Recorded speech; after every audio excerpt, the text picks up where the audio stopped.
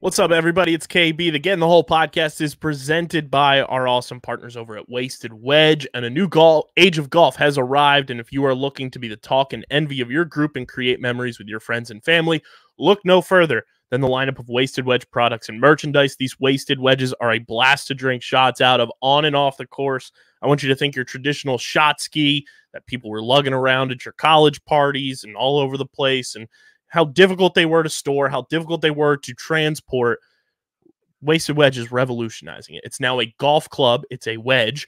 It's compactable, can go right into the side pocket of a golf bag.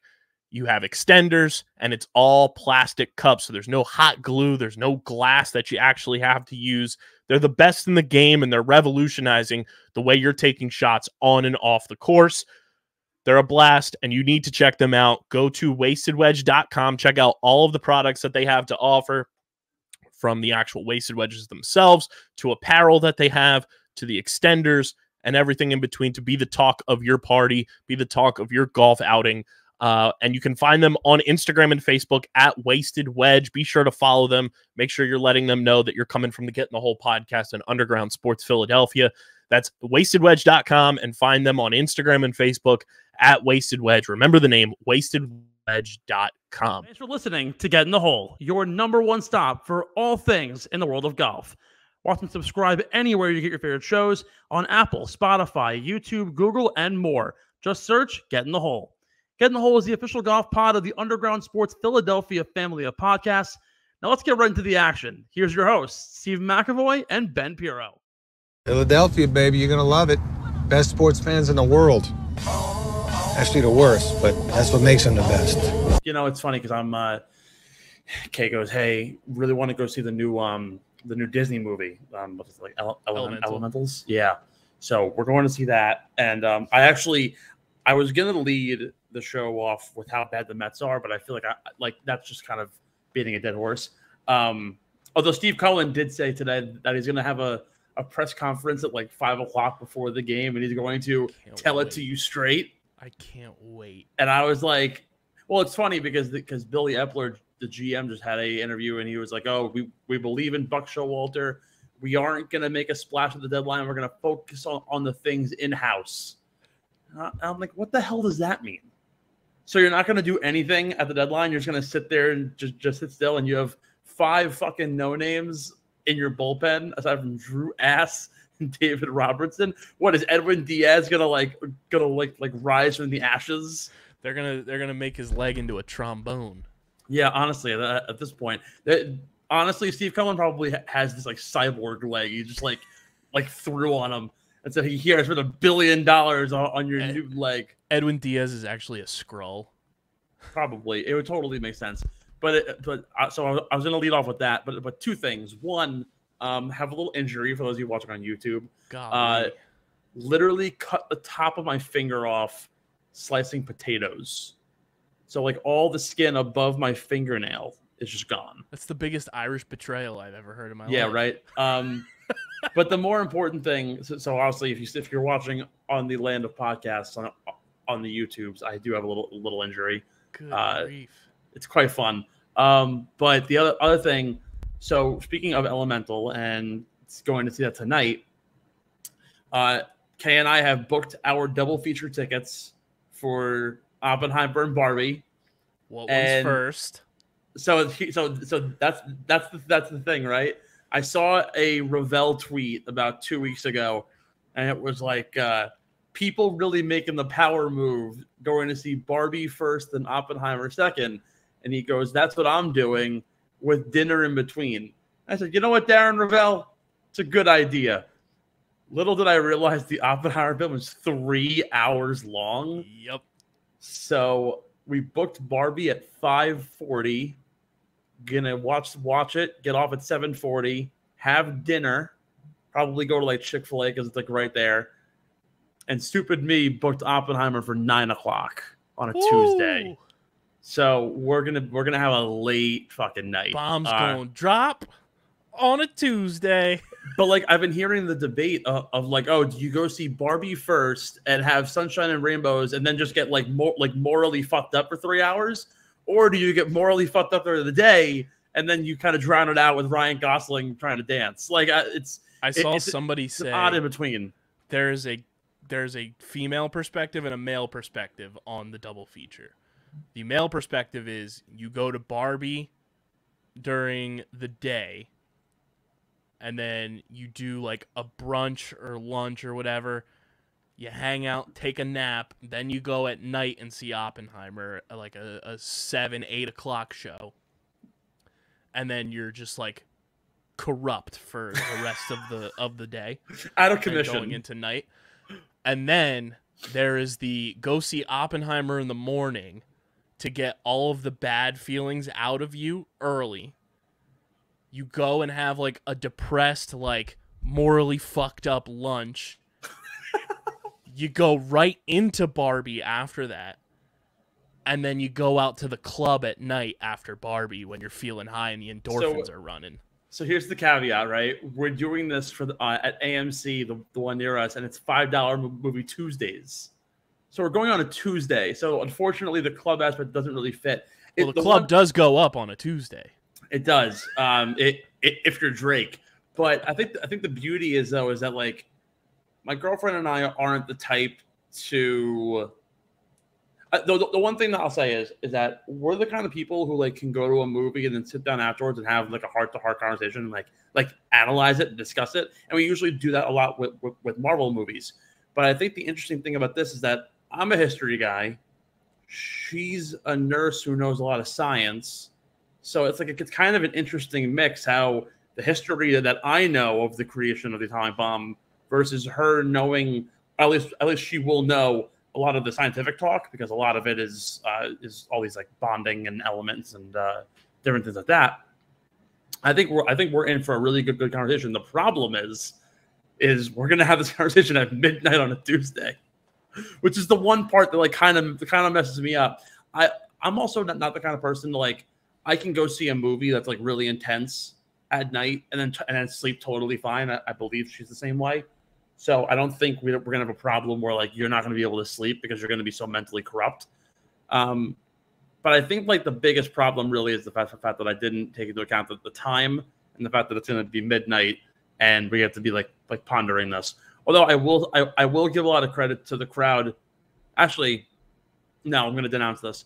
The fact that you can have the guts to go see Oppenheimer in the morning and have a morally corrupt brunch, that just sounds depressing. I'm sorry. Did you see the one screenshot of the movie theater where somebody bought a ticket front row, first row in the theater for Oppenheimer?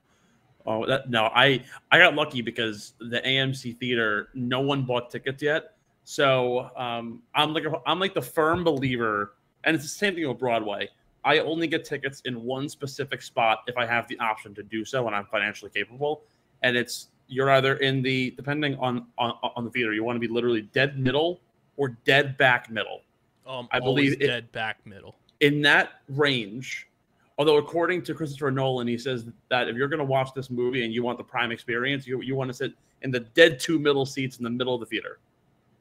Because then you have the peripherals all around you. Because it isn't a fixed sound, so the sound is going to be moving in and out of the theater. Mm-hmm. especially if you're going to like the high.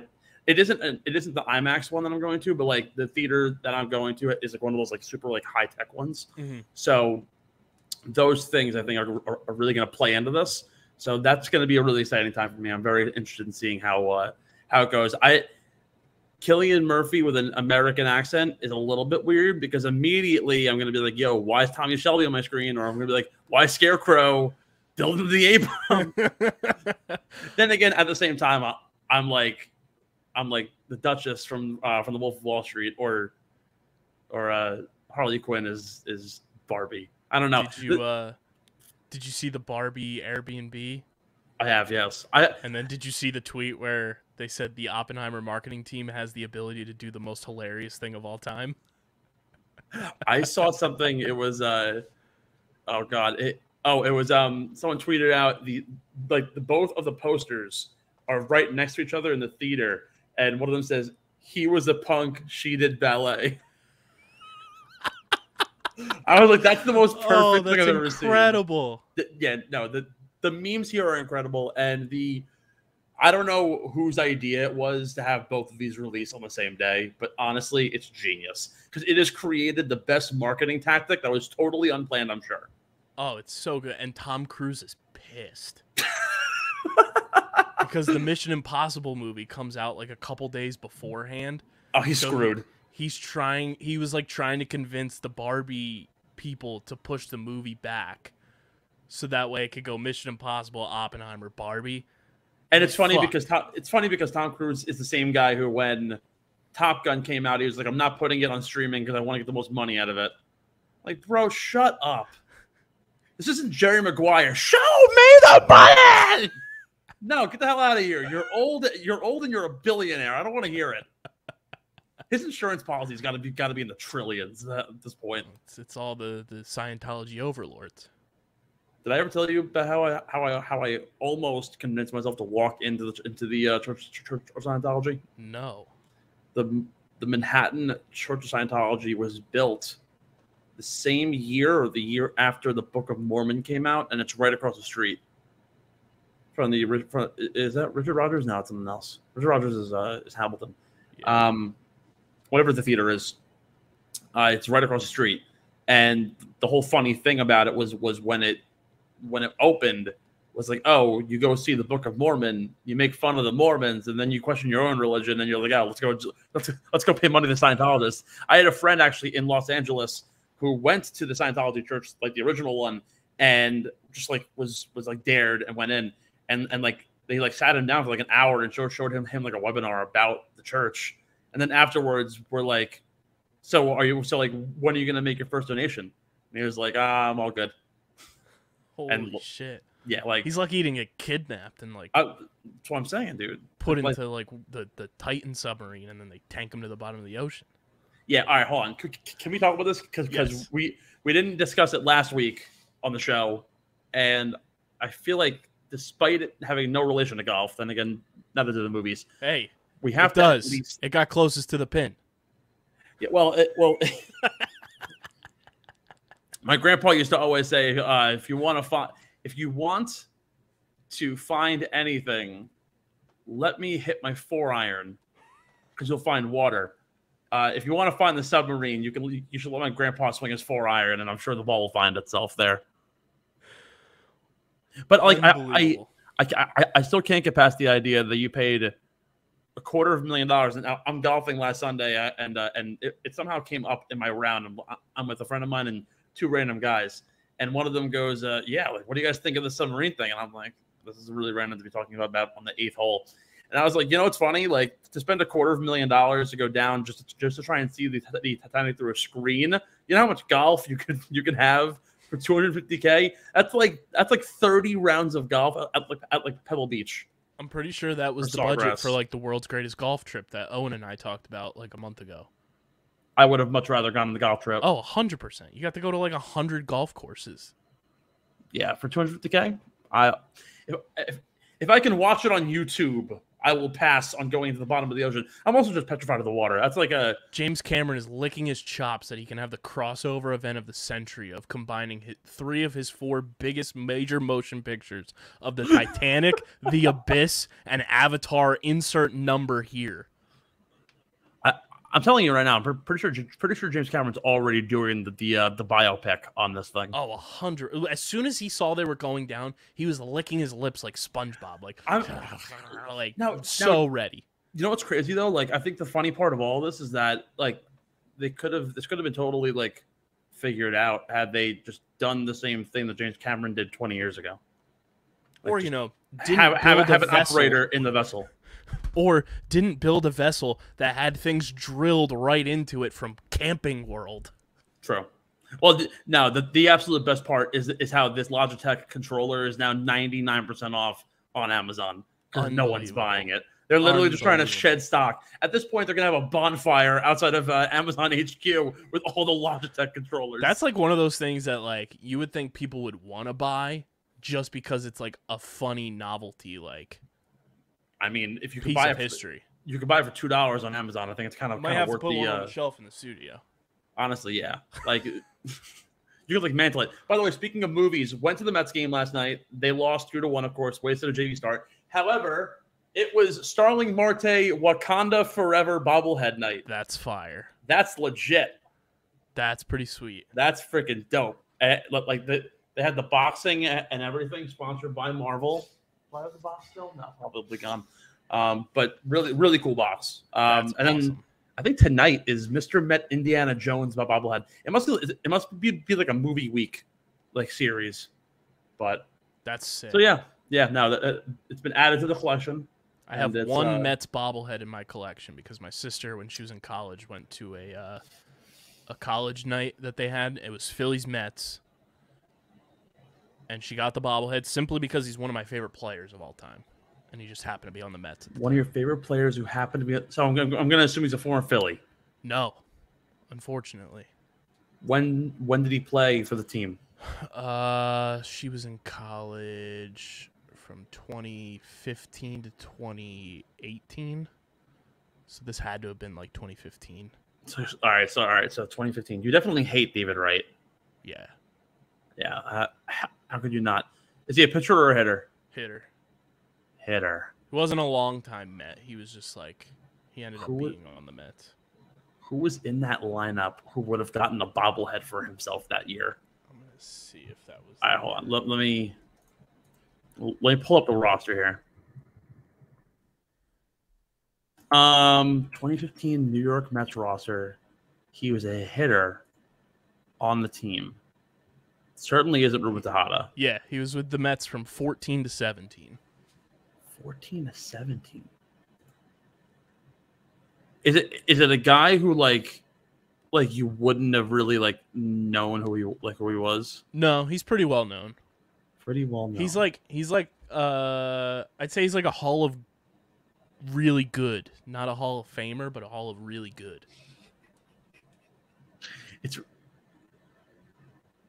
It can't be Travis d'Arnaud. No, it can't stand him. Yeah, I'm gonna say like, could it be? Could it be Wilmer Flores? No, he was on the team for longer than 14 on. Daniel Murphy's been there forever, so it can't be him. Who's now back in Major League Baseball? He played for the Long Island Ducks. He got signed to a minor league contract by the Angels or something recently. He's like 42. It couldn't have been like a major like relevant player, which is like three-time All-Star, Silver Slugger Award winner, and a Roberto Michael Clemente. Kadire. No, also couldn't stand him. That was the only. He won the Roberto Clemente Award. This guy in 2016, and then he was the AL RBI leader in 2011. RBI leader in 2011. There was somebody on this roster who did that. That's unbelievable. While he was playing for the other New York team. Played for the Yankees. And he was a hitter for this team. Kelly Johnson. Oh, Curtis Granderson. I love Curtis Granderson. That should have been the easy giveaway. He was the only other relevant Met. And part of me was like Lucas Duda, and I'm like, Lucas Duda fucking sucked. He was doo-doo.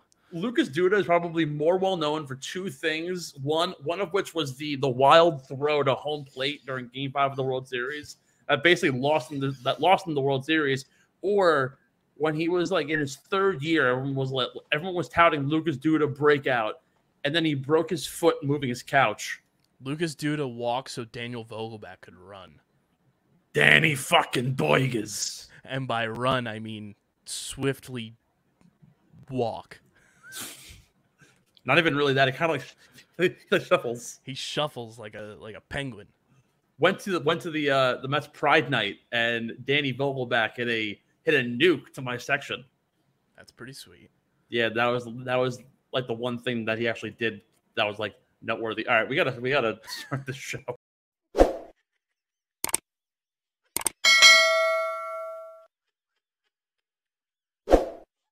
Hello, ladies and gentlemen, and welcome into the Get in the Hole podcast, brought to you by our friends over at Wasted Wedge.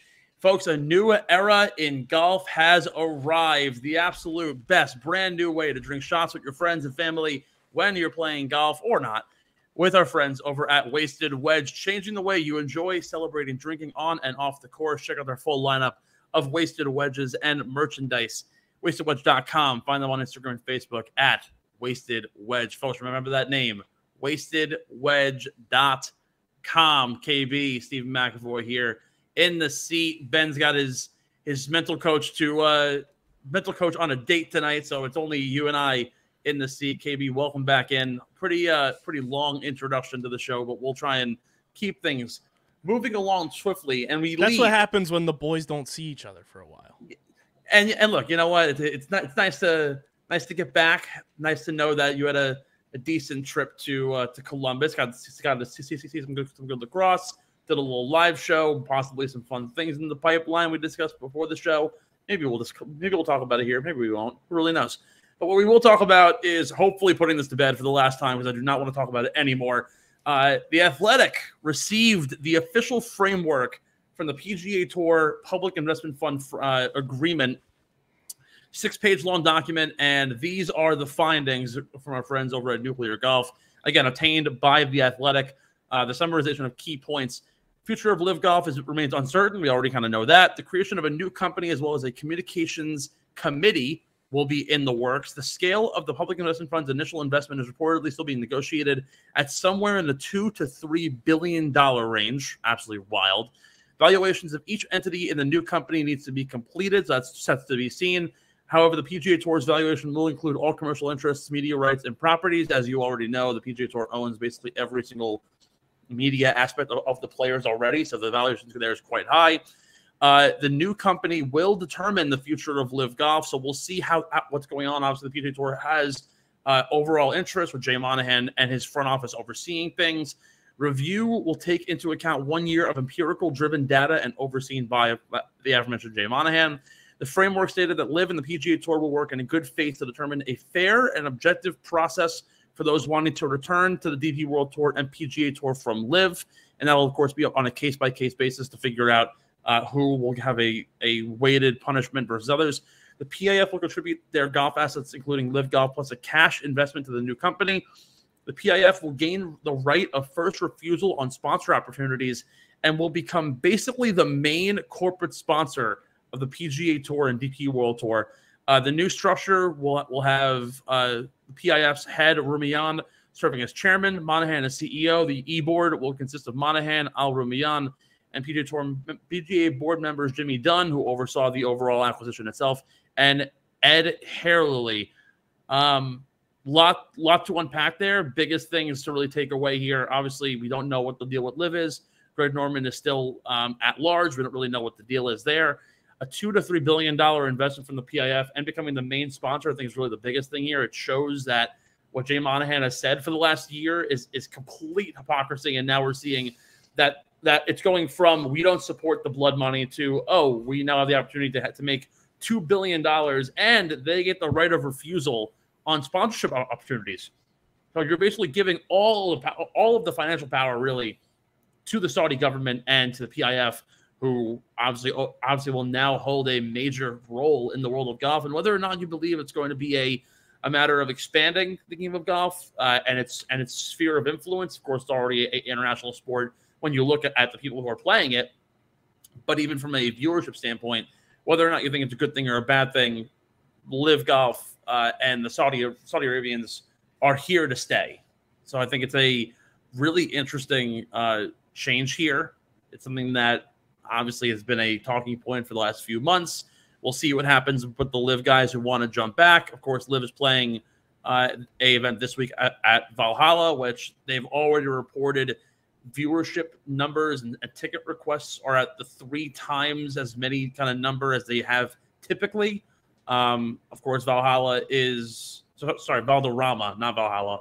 Valderrama in Spain has hosted major tournaments, has hosted PGA events, has hosted DP World Tour events. So a major site in the golf world hasn't been to Spain since the Spanish Open back in February. So good things on that front. However, again, we don't really know what the deal with LIV is. So KB, what's your take here?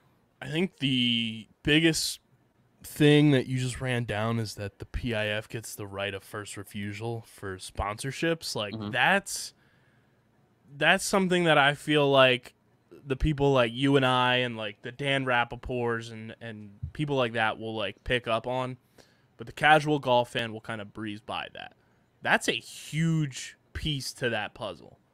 Like the fact that they can get that first right of refusal is such a power piece on their chessboard. Oh yeah, that's the biggest thing that stuck out to me when we were running down all that is the sponsorship stuff. Yeah, and an article that was put out actually that I literally just found by the Sports Business Journal discussed how tour sponsors are now in a tough spot moving forward because of the fact that they have the ability to oversee this. The decision could upend the sport's placid reputation by forcing brands to decide, for example, whether they want their logos to appear in marketing materials alongside that of the PIF. PGA Tour's combination with LIV comes at a time where the consumer are energetically criticizing companies' support for various social and political movements. A recent poll by Morning Consult showed that 46% of sports fans said they have a favorable opinion of the PGA Tour, compared to 17% who said that they had a favorable opinion of LIV. The announcement has obviously taken everybody by surprise, but you could see that the 46% rating has gone down by almost 30% year over year. So you're seeing that the PGA Tour is falling off in a tremendous length because of the fact that they are now siding with the PIF. And I think that this article, which was posted back on June 7th, really does kind of represent exactly what we're looking at. The idea that it really isn't even the fact that they have the right of refusal. It's now the idea of companies like Rocket Mortgage, like AT&T, like, again, you can rattle off a ton of different corporate sponsors for every single event that you have on the PGA Tour. But like even the biggest, the 1%ers, the Fortune 100 companies like the AT&Ts of the world, do they want to be in branding alongside the PIF on a grandstand or on whatever it is? Well, what tournament? Let's just say now, let's say the PIF wants to be a sponsor of an event. What are you going to do? The Players Championship brought to you by the Saudi Public Investment Fund? That sounds like a horrible acquisition to me, being that it's basically it is the fifth major. It's one of the biggest tournaments that isn't obviously the U.S. Open, PGA, the Open, and the Masters, which they don't even have their own sponsorships. But the idea of knowing that maybe they want to represent Bay Hill and they're going to say, hey, MasterCard, do you want to co-sponsor this with the PIF? Probably not. So I think a lot of these companies, do they want to dip their feet in the water, and do they want to get involved in these kinds of acquisitions where you might have to be next to the PIF? I think that's a horrifying proposition for the PGA Tour that they might have a really hard reality in the next few years. Yeah, I think it throws so much into a loop from the sponsorship aspect, and like, you know, obviously things are turning into a for-profit company now, and I don't know how much that's going to change over like the independent contractor aspect of golfers and everything. Yeah.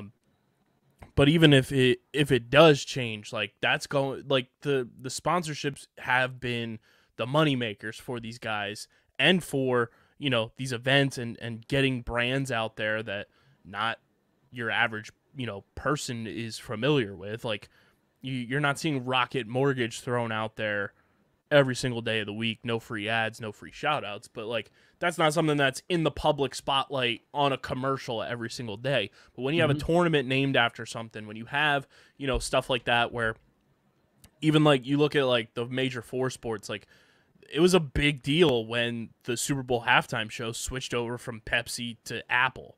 Like that was a massive like changeover. And I think like when you look at like brand deals and stuff like that, even from our perspective of like looking at like brands to match up with our content and finding, you know, companies like Wasted Wedge who believe in what we do and align with, you know, our content and stuff like that. There's a lot of, you know, bridging the gap from the perspective of your entity versus the perspective of the brand. And I think you nailed it right on the head. Like these brands may not want to be side by side with the public investment fund, and that's going to be a huge thing that the PGA Tour and the PIF are going to have to sift through over the next year or so until they can kind of like figure out who's going to stay on board, what sponsors have to change. Like, this could change a lot of the events that we see on the PGA Tour for good. But also to counteract that, also I think there's another piece of this that no one's really overseeing, is the idea that this whole TGL that started by Tiger and Rory and is going to include some of the top players in the world, John Rahm, JT, Morikawa, Fitzpatrick, Justin Rose, Adam Scott, Xander Schauffele, Matt Homa, the list goes on, Ricky Fowler. I don't know the affiliation between the PGA Tour and the TGL. However, it would be pretty interesting to see if all those sponsors then kind of jump ship off of the PGA Tour to say, let's go to the one thing that isn't affiliated by the PIF, because you and I both know that Rory McIlroy will not stand for the PIF getting involved in his company. Correct. Now, I feel the same way about Tiger Woods too. But also think of it this way: like if the TGL is affiliated to the PGA Tour, kind of as like a holding company would be to a subsidiary, might be a little rocky. But at the very least, when you think about it like that, like for example, you take something like LVHM, right? Louis Vuitton, Hennessy, Mout is technically the holding company that oversees Louis Vuitton, Tiffany, Gucci, all these companies. They are independent companies, but they happen to fall under the umbrella of one. So I have the answer for you. Please, what do you got? An article that came out yesterday, June 26th. Shout out to Stitch Day. The second of 6 teams announced their ownership group for TGL, the new tech-forward primetime team golf league developed by Tiger Woods and Rory, TMRW Sports, in partnership with the PGA Tour. Okay, all right. So it technically is its own standing company. So with that being said, do you then kind of like, again, it's powered and sponsored by the PGA Tour. So do you have it where they might jump ship to the TGL? Maybe you see, like, obviously the ownership groups already, I think like Fenway Sports Group's involved. Yep, they are the second ownership group. Serena and Venus are involved in one team. So like with those things happening, maybe you do see a corporate sponsor like an AT&T who already has the Byron Nelson and the Pebble Beach Pro-Am.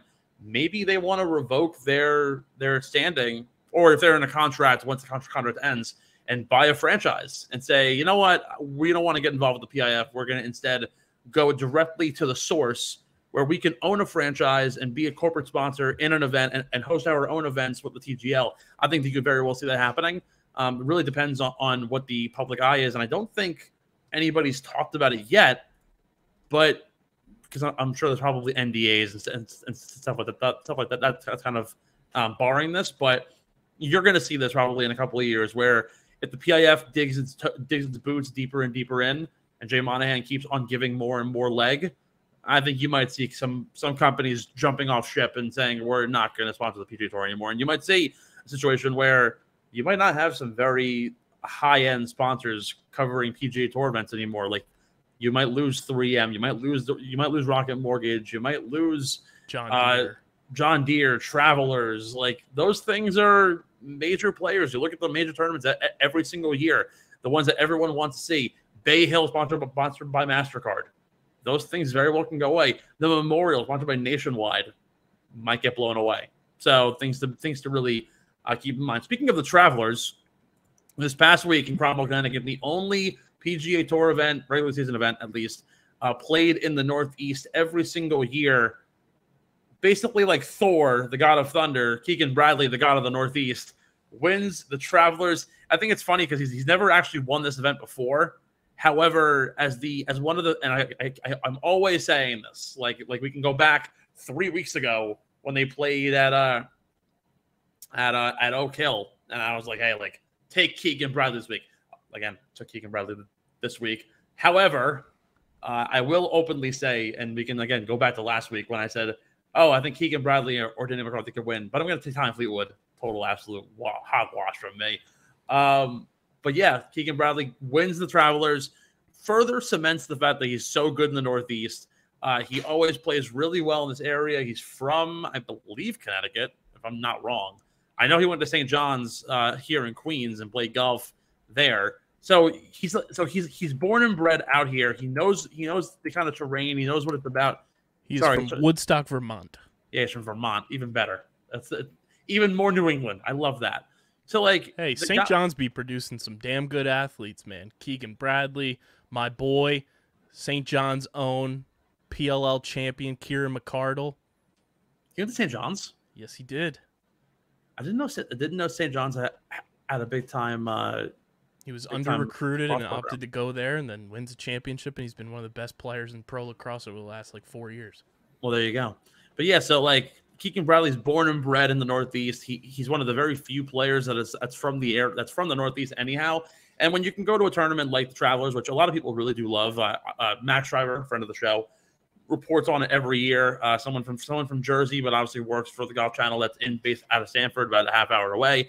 Always talks about how the people in Connecticut love this event, and everyone I went to college with went this past weekend because they're basically in their backyard, and it's the one time you get to go see the top players in the world go and compete. Excellent event. I'm going to spoil this one, but we're going to talk about it in a bit. Possibly the most underrated event on tour, in my opinion. The track isn't very long. It's 6,900. It's 6,900 yards. #nice.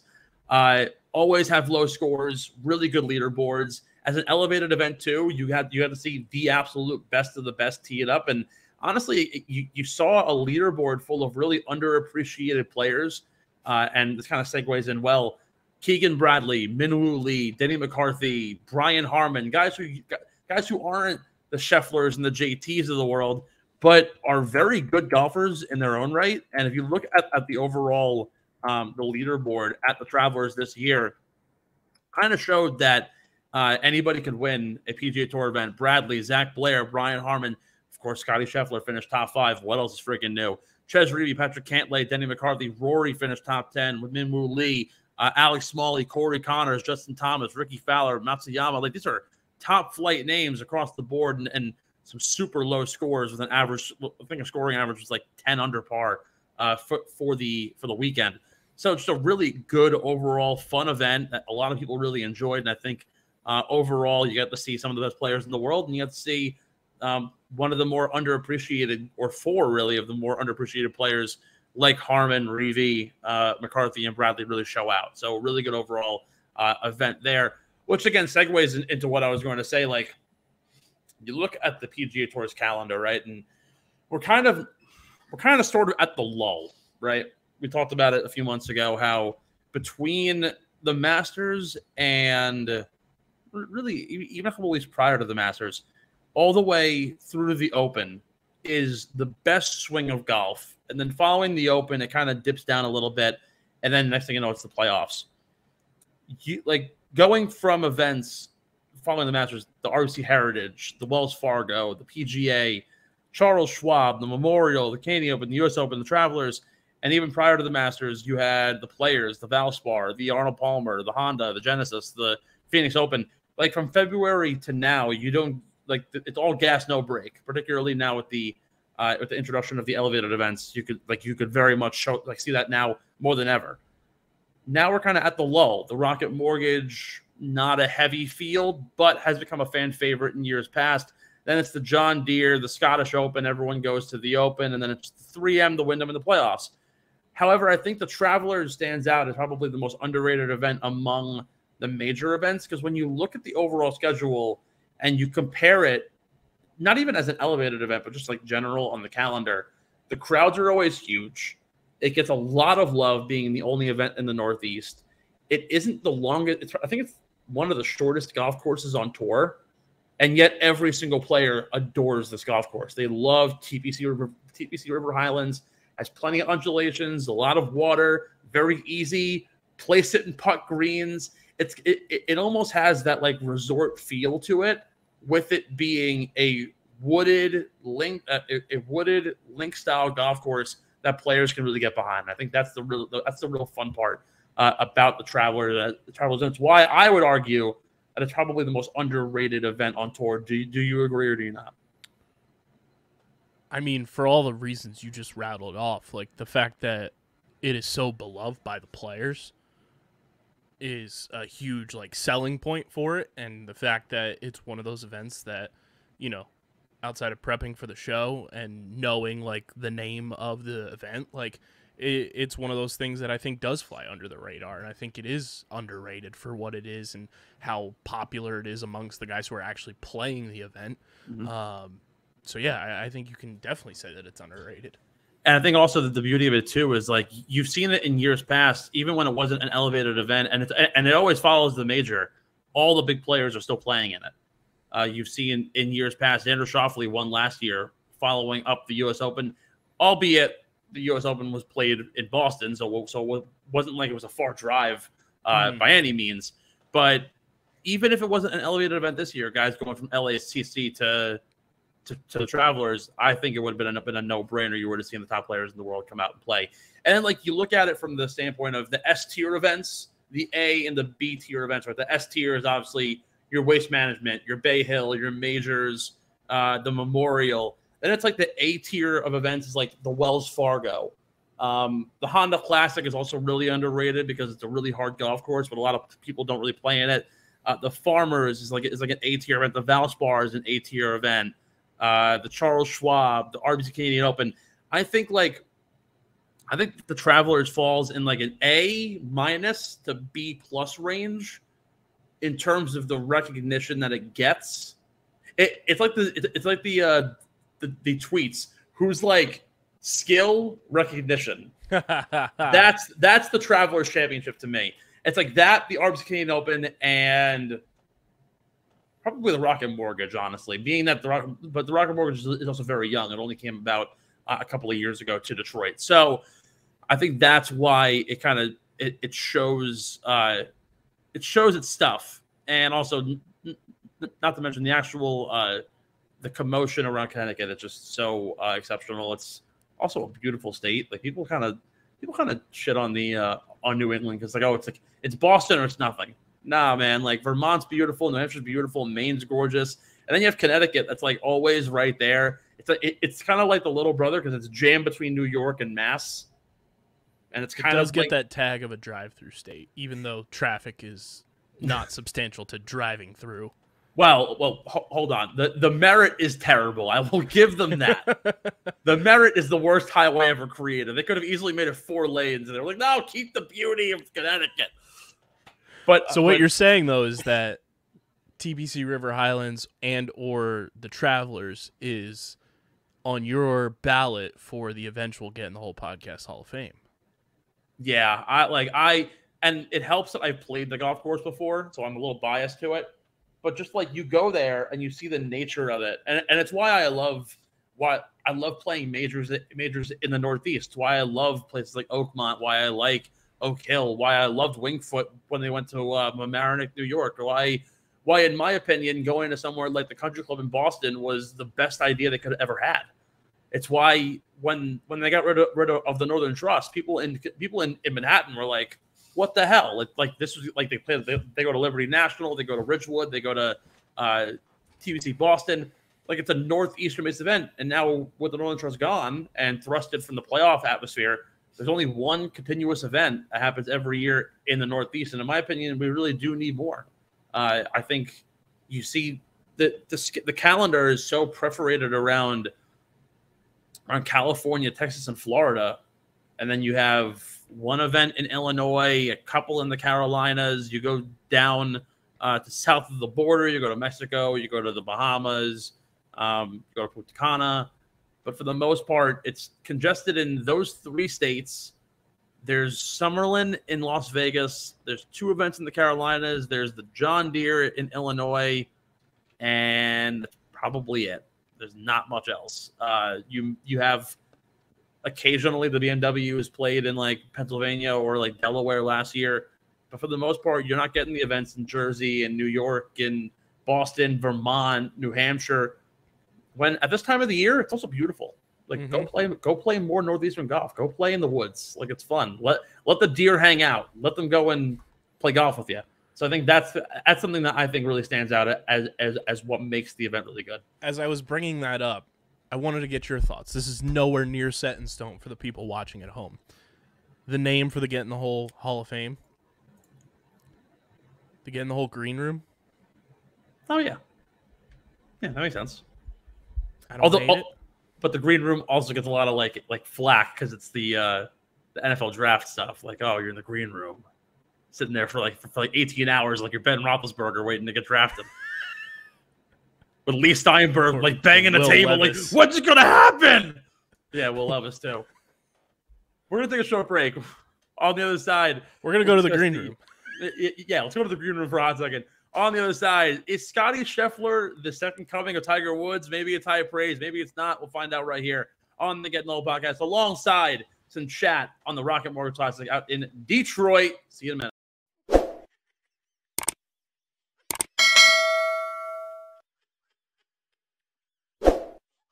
Welcome back in, Getting the Whole Podcast. KB, Big Steve here with you on another week in the PGA Tour, the Rocket Mortgage Classic out in Detroit. Shout out TJ.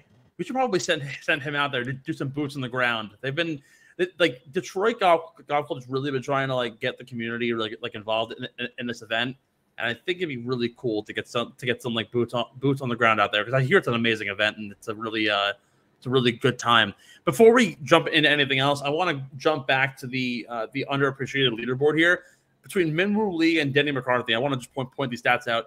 Minwoo Lee has played 3, 6, 9. He's played 10 events this year on the PGA Tour, and he's played 4 on the DP World Tour. On the DP World Tour, he's finished 4th, 3rd, 2nd, and 13th. Aside from 3 straight missed cuts at the Masters, the RBC Heritage, and the AT&T Byron Nelson, he has finishes of 18th at the PGA, 40th at the Charles Schwab, and then tied for 5th and tied for 9th at the US Open and the Travelers. Very underrated year, and he's performing really well in the major events. The Players finished T6. So shout out to Minwoo Lee, someone who doesn's get a lot of love because he's quite first of all, he's incredibly young on tour. He turned pro in 2019. He's 24 years old. His sister is probably a little bit more impressive than he is. Minjee Lee, who's dominating the LPGA Tour, and then Denny McCarthy, who I've been high on for years. Made the joke how he's the reverse Corey Connors. He can't do anything but putt. Clearly, it's working. If you date back all the way to early on in the year, he only has 5 finishes outside of the top 30 this year, and in his last 8 events, 13, 19, 25, 11, 8, 29, missed the cut, 2nd, 20th, and 7th. So putting on a really dominant performance. Denny McCarthy in his 8th year on tour, the Maryland native at 30 years old. So good on him. I brought this up at the break, and I think it needs to be discussed. I got a lot of flack for this in my friends group chat the other day, and I was like, Scottie Scheffler is the second coming of Tiger Woods. And I got a lot of flack for it. I had said that nobody is doing what Scottie Scheffler is doing except for Tiger Woods. And I was talking to Ben at the game yesterday about it, and we had a very uncharacteristic conversation. It was very very noble of me and him. Typically, it's like, oh, I'll say something, and he'll like call me a dildo and then talk shit about me. It was actually a very smart conversation, and we're going over the fact that in their first 3 years, and granted, Tiger Woods jumped in at 19 years old, 19, 20 years old in the late 90s, which now, and talking to Ben, he confirmed it, the avenue to make it onto the PGA Tour straight out of college is so difficult, because back then in the 90s, the Korn Ferry Tour wasn't as big. Q School wasn't really a thing. And now, only with the creation of PGA Tour U, which we've seen now, Ludwig Aberg has come in straight out of college at Texas Tech and has now made it to the PGA Tour. Doesn't really ever happen. It takes 3, 4, 5 years to make your way to the PGA Tour, like Scottie Scheffler, who came out of college and didn't make the tour until he was 25. So you look at it that way. But the first 3 years on tour, Tiger had 7 wins and 1 major, one of which was the Masters. Scottie, 6 wins and a major, also the Masters. No one's gonna. I'm never gonna take away the fact that Tiger Woods is the greatest player ever. I totally agree with that. The longevity is there. No one will ever match the longevity of Tiger Woods. He's been doing this for 30 years, and the fact that he won a major in '99 and 2019 is something that is obscene. Yes, Jack Nicklaus did it, but at the same time, the golfing world was so different. The reason why I think Scottie Scheffler really is the second coming here, and this was I put these tweets out on the Getting the Whole Twitter earlier in the week. So a stat came out on Data Golf. Shout out to those guys. that according to them, Scottie Scheffler at his ultimate peak, which is this past week, is better than Jon Rahm's peak, which dates back to the Genesis Invitational back in February of this year. According to Data Golf, their index ranks Scheffler at a plus 284 compared to Rahm, who was at a plus 281. So only a 0.03 difference, not incredibly major. But consider this. Scheffler hasn't finished outside of the top 12 since the CJ Cup. You know when that happened? I don't. October of last year. Wow. He's finished top 12 in every single event for the last 6 months. Actually, more than that.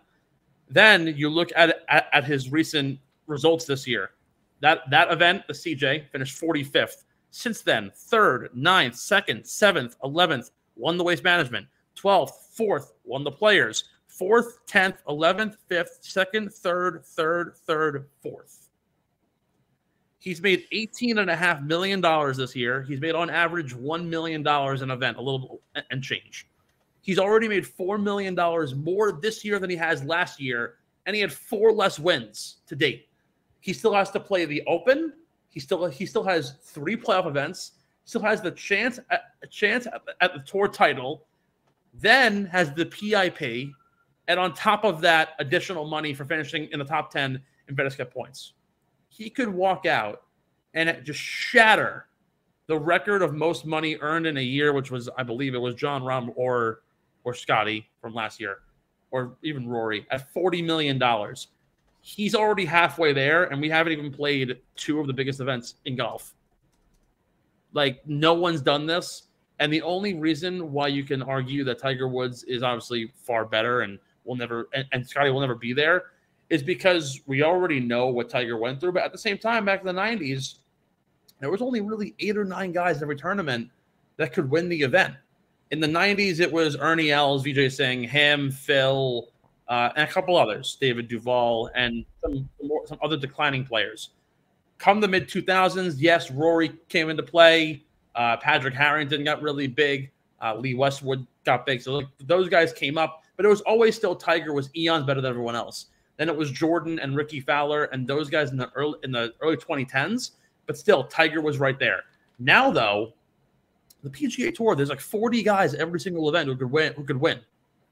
If you rattle off right now that the top 20 players on the PGA Tour, probably if you look at the field from like a 2000 event, it doesn't even compare. There's like 5 guys probably in any given event. Now it's like 50.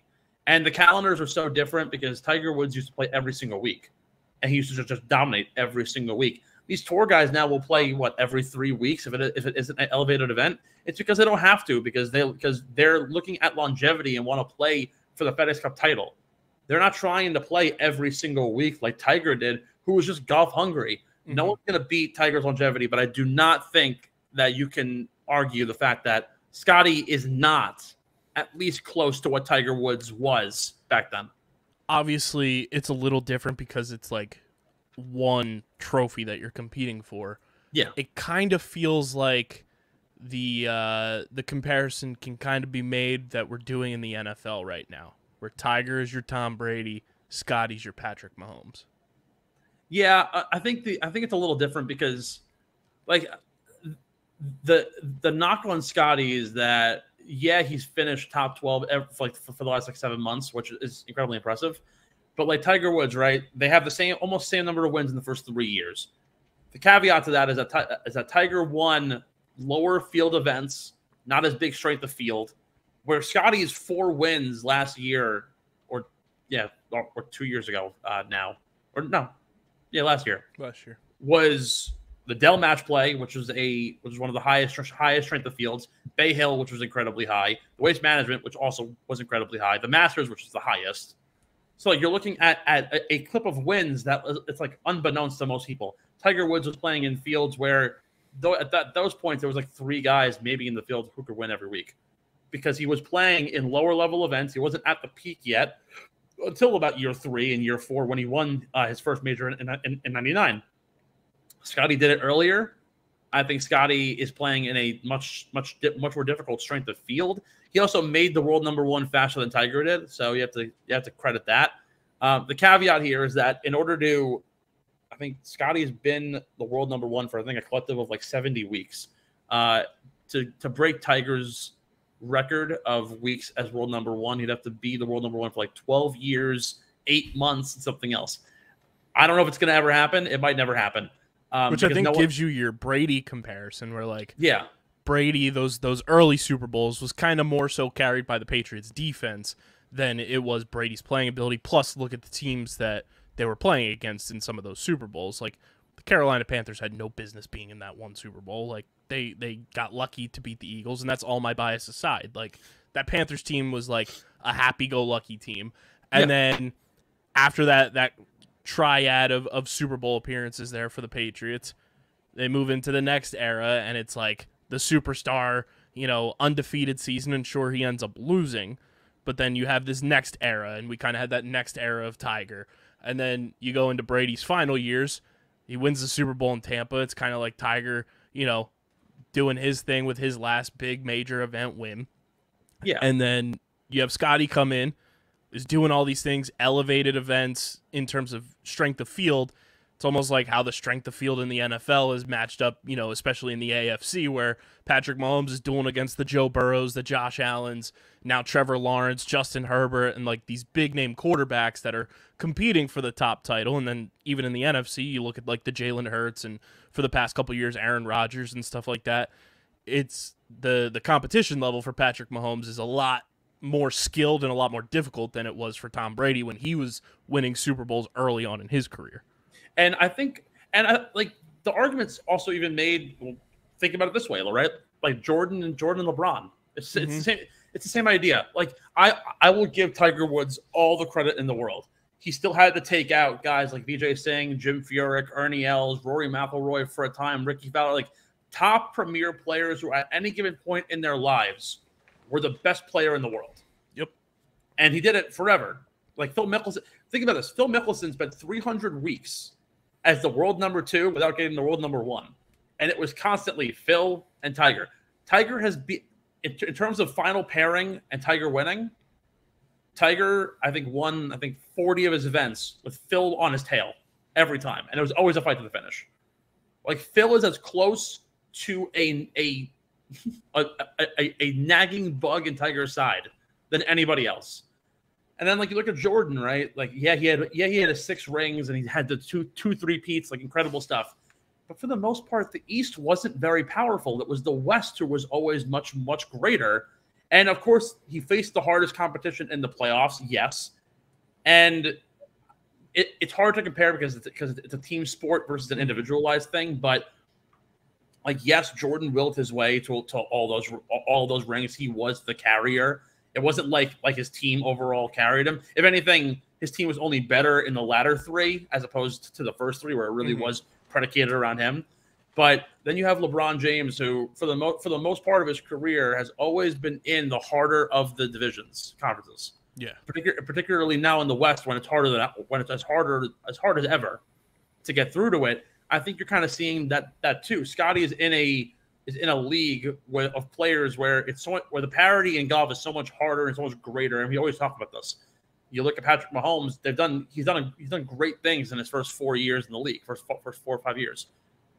Like the longevity is the question mark, and I think that's kind of where we can't necessarily say it quite yet, because again, it's been 3 years. It's been 3 years for Scottie and 4 years for Mahomes. But I don't think the argument can be made quite yet that Scottie's a top 10 golfer ever. I don't think he is.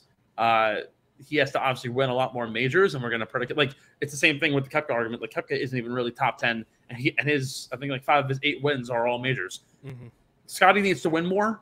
He needs to win more majors. But at the very least, if you can see a guy like this where he's finished top 12 the last 7 months, if he continues this and he's a top 20 machine every single week, at some point it's going to be like, it doesn't even matter if it doesn't win. The consistency is there, and he's been finishing top 20 every week for the last like 9, 10, 11 months.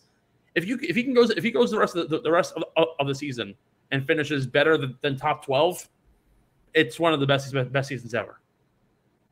And he doesn't even need a lot of wins to prove it. It's the same thing with like John Rahm, right? He had that one win, that one U.S. Open year. Outside of that, he finished top 20 in every single event. Tony Finau didn't have a win for 6 years, and he finished top 20 in every event the year he finally won the Northern Trust. Like those things happen, and I think his peak is only growing every single week, as opposed to somebody like Tiger, who obviously his peak had hit.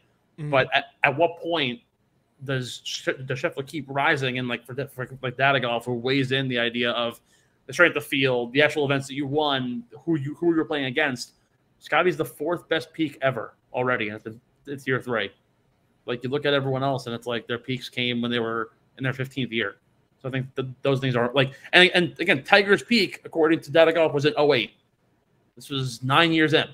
Now Scottie's here, and it's only been 3. So something to consider.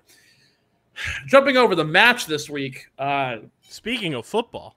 Yeah, speaking of football, I hate this shit. I'm sorry. I think that I think it was great when it was Tiger and Phil. It was great when it was Brooks and Bryson. If golfers aren't involved, I honestly don't want to watch it, but I guess we kind of have to talk about it anyways.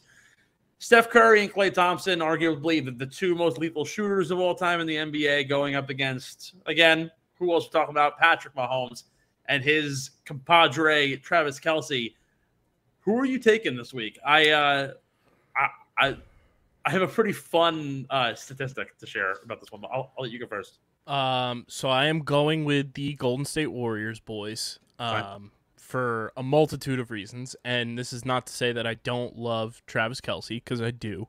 I don't know if Travis is going to... Yeah, he has to be. So Travis and Jason Kelce have their annual charity event down in Sea Isle on Wednesday. Mm-hmm. The match is happening on Thursday. I don't know if Travis is going to be a little tipsy going into to this, because they're having a Beer Olympics type situation going down with a $50,000 prize to the winning team. So I'm sure Travis is going to be indulging, if you will, responsibly, of course. But also on that, I don't know if you've seen some of the videos, you know, when Steph has pulled up to the Barstool Classics and been out there. Steph's a pretty damn good golfer. And I gotta go with skill versus a little insider info there. I'm leaning the Warriors, boys. So I totally agree with you, and I'm gonna rally this into our prop bets brought to you by our friends over at Wasted Wedge. We're gonna get back to them in a hot second, but this will be one of the props that I'll be discussing. So you can bet, obviously, on this event. I'm going to take the Splash Brothers, and for a couple of reasons. So the American Century Championship, which is a major celebrity pro-am event, not even a pro-am, it's a amateur event. Celebrities come and play. Typically, like, you see the best of the best amateur golfers and the best celebrity golfers come out and play. Steph Curry has career finishes of 9th, 16th, and 3rd. Mahomes and Kelce, at least last year, finished 51st and 64th, respectively. Now, Klay Thompson doesn't really golf much. He's kind of just he's here as just the bro on the side. The vibes. At the same time, though, the important part, and this is really where the golf analysis comes into play. It's a scramble event, so it's a 12-hole scramble at the Wynn Las Vegas, where Brooks and Bryson played their event a couple of years ago. The key here, though, is that it's best ball scramble, so they're going to play from the best lie. Klay doesn't even have to play that well, because typically in scrambles, the one player carries the team if they really have to. Mm-hmm. So even if, let's say, Steph takes it off the tee, Klay has to just hit even a mediocrely okay iron shot. The approach shot goes. Like, you can play bogey golf the whole way, and you're going to have to rely on somebody, Mahomes or Kelce, to win. I am all in on the Splash Brothers, considering Curry is also a +1 handicap, according to what he said in January. So I think Steph can drive. He can, exactly. So I think, like, and also, like, you saw him when he played in the other match against Mickelson and Barkley with Peyton. Like, Steph Curry is a nasty golfer. Colin Morikawa said that he's also putting his money on the Splash Brothers. He said he has really good transition on the way down. He doesn't know how he actually plays golf, but it looks pretty. So if he could say that, I'm all in. My prop bet, if you want to dig here, you can take him straight up. I'm going to predict the Splash Brothers are going to win by 2 holes. So they will win with 2 to play, and they'll close it out in 10. I don't know. I think Travis Kelce is good at golf. I've seen him play a little bit, but like, I don't know. Guys like that aren't like built as like great golfers. You kind of see it more with the quarterbacks and the guys who aren't gigantic, like TJ Oshie, Mahomes, Curry, Josh Allen, Brady, Manning, guys like that. I feel like are more athletic with golf. Travis Kelce is just kind of like Bryson. He's kind of like a brute almost, and he's gonna try and manhandle it. And he's probably gonna be pushing it right the whole way. I think they're gonna rely too heavily on Mahomes. I think Curry is gonna really capitalize. And honestly, like a couple of clutch putts from Clay, even if you knock it to 2 feet, it's all you need at the end of the day. So I will jump in on that. To get to the actual golf news of the week, as we're already an hour in, a storm flew in through Detroit last week. A lot of uprooted trees and a lot of storm damage at the Detroit Golf Club. This is really a question for Ben, but unfortunately, because he isn't here, I'll defer it to us here. But a lot of damage to the golf course. They're currently working diligently to try and fix it by Thursday. Do you think, despite the weather being pretty good, it's supposed to be in the 80s, and I believe only 1 day of rain on Saturday, despite the course damage and the uprooted trees and some of the torn up fairways, do you expect it to at least have some sort of an effect on the golfers this week? I think it could. I think, anything that switches up how a course could potentially play, and, with it being such a quick turnaround to repair everything, there's no doubt in my mind that, like, this could have an effect on some guys. I think, to be honest with you, I think it's a give and take. I think partially yes, because if there are issues with the fairway that they may have to like resod or something, and it's to be fresh sod, and you might catch a bad break on those things. At the same time, though, like there are some trees that they had noted that were specifically placed as obstructions for players that are now gone. So it almost makes the fairways a little more wider to work with. So I think it has a give and take. I still think we're going to get the scores that you typically see out of these events. If you look at past winners, Finau last year 26 under, Davis 2 years ago at 18, DeChambeau 23, Lashley 25. You're going to see those like 20 under scores, but there will be some holes that will be affected, and they're going to have to just play around it. And I think it might be good in some cases, might be bad in others. With that being said, we're going to jump right into our additional prop bets brought to you by our friends over at Wasted Wedge. Of course, check them out, wastedwedge.com. I had given you our Splash Brothers prediction. Is there any prop bets that you are eyeing this week at the Rocket Mortgage? I do have one from the match that I just have to, no free shout-outs, no free ads, but DraftKings is supporting the brand, Steve. They do have a prop for a hole-in-one from the 4 golfers during the match. All crazy odds. Steph Curry plus 10,000. Oh, I will take that. Easy. I want that. Patrick Mahomes plus 13,000, as well as Travis Kelce, and then Klay Thompson plus 15,000. I like the Steph Curry one. I do, honestly. Yeah, it's not bad. You put $1 on that, like. Let's see. Hold on. Steph Curry career aces. This is. You put $1 on that, and it happens. You win $100. Does he have any career hole-in-ones? I definitely can't find that, but I'm sure I feel like he may have one. I don't know. If you get lucky, look, it's a resort style golf course, so it's pretty easy to play. I think it's definitely a good opportunity. I like that one. I also do like the hole-in-one props for the actual Rocket Mortgage. Hole-in-one in the tournament. There's been a hole-in-one every single year in this tournament. It typically happens in round 3.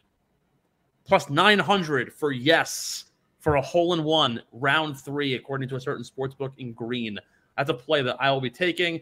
For some reason, I don't know why, but gravitates towards middle of the week. You kind of get to know, you know the greens on the first 2 days. Moving day comes around, you kind of figure things out. In terms of making and missing the cut, technically it isn't considered a prop bet. However, I do think that there is value here. Austin Eckroat minus 210 to make the cut. I love him at that point. Yeah, you aren't getting it at the best of money, but I might live bet that depending on how he plays in round 1, because you can easily have a bad round 1 and come right back in round 2 on this one. How do we feel about this? A certain sportsbook in Green is doing something that I'm a big fan of. They're doing golfer parlays. Okay. So they have top finish parlays available here, as well as a significant amount of different ones here. But this one, kind of interesting, plus 2,500.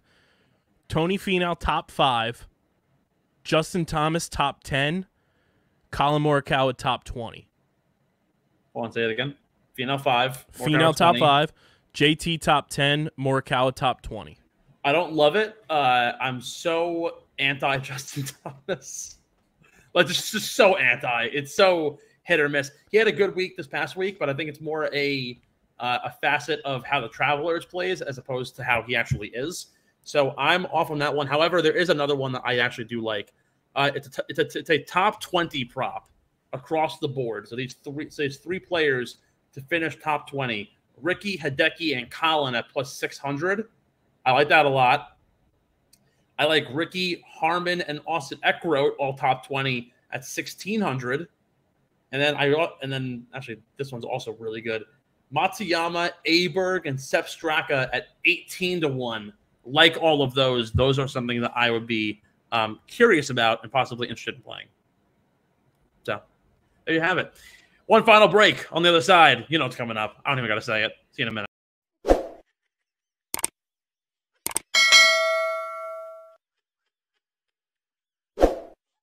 Welcome back in. Final segment of the show. It's time for beer money. That shirt is so gorgeous, KB. For those of you watching on TV, the new Kenwood line of merchandise comes in with a brand new revamping of the logo. And honestly, it is some gorgeous stuff.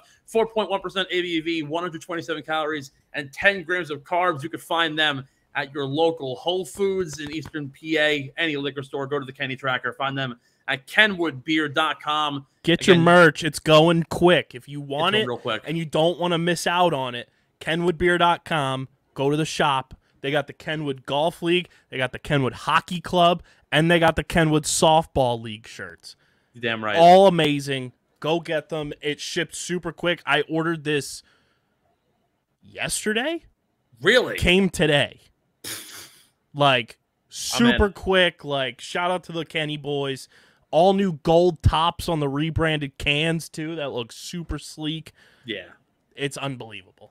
Light body, light calories, plenty of flavor. The best damn light beer on the planet. Mostly 21 and older in order to consume, purchase, and, of course, please drink responsibly. Getting into the beer money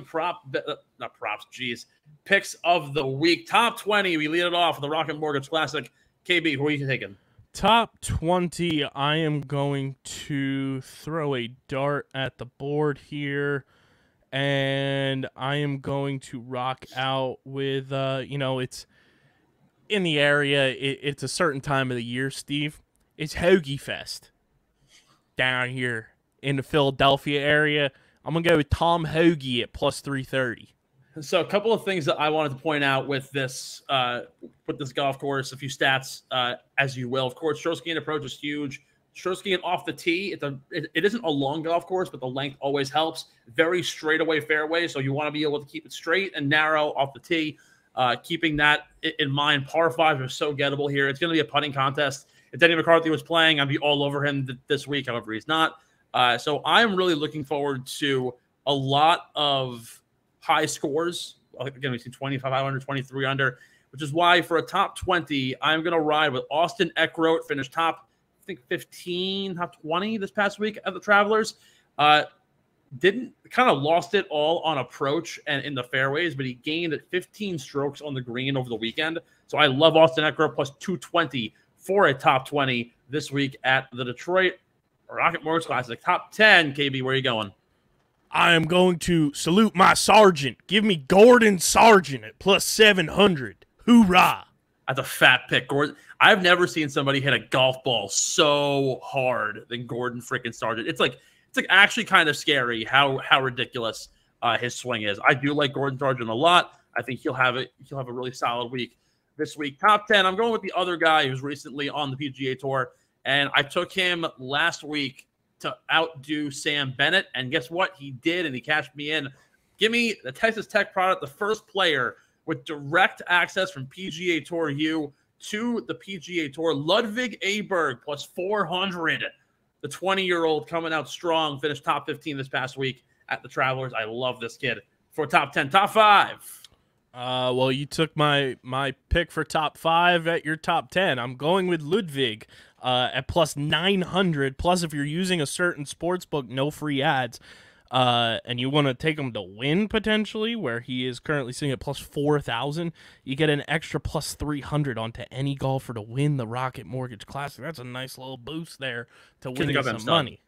Yeah, look, if you want to talk value here, this guy is he's a real deal. He's a former #1 ranked amateur in the world. He isn't just talented; he's literally exactly what you want. He's freakishly long off the tee. He doesn't lose a lot of accuracy. So many strokes gained numbers. I think like he had like 30 strokes gained off the tee in college, like something absolutely ludicrous. So I love Ludwig. Top 5 this week, I'm going with Hideki Matsuyama plus 360. Fits his course to a tee. Hits it long, hits it straight.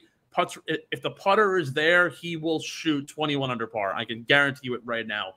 He needs a bounce back week. He's been playing well. He played well this past week with the Travelers. And typically, again, horses for courses. If you play well at the Travelers, you play well here. I love Hideki plus 360. Your gimme pick this week. My gimme pick this week is going to be, where did it go here? The boy Keegan Bradley to finish top 40, coming off a win. It's minus 200. So still it's negative odds, but it's a gimme pick for a reason. Coming off a win, get off the high horse, finish top 40. Keegan Bradley at minus 200. Well, you give him the minus odds. I'll give you the plus odds. I love Keegan, but we're in the Ohio Valley. We're no longer in the Northeast, so we have to.